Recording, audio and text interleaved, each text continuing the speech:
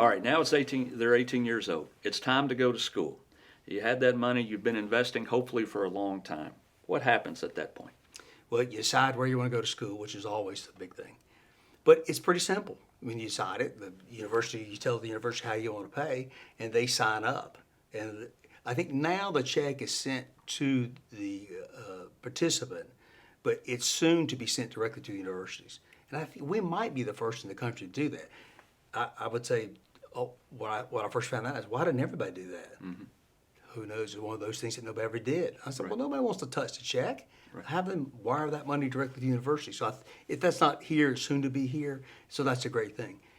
It's the way the government looks at it, the way the federal government especially looks at it, it's pretty broad. They're going to pay your books in your room and your tuition and your computers. And I'm not saying go out and push the envelope, but your expenses for school are what's important.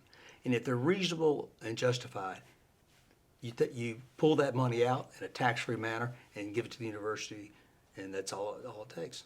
Kids go to a tech school? Same thing. Trade schools. For a big thing now is registered apprenticeships. Mm-hmm. I'm not quite sure exactly what they are because it's one of those things you get the definition. There's 10 of them, but that's the big thing now, right. and this will pay those expenses as well. How about primary schools if they're private? If they're private, tuition. Yeah. Up to $10,000 a year. It doesn't pay for books and things, but it does pay the private tuition. Tuition to a private religious Christian schools.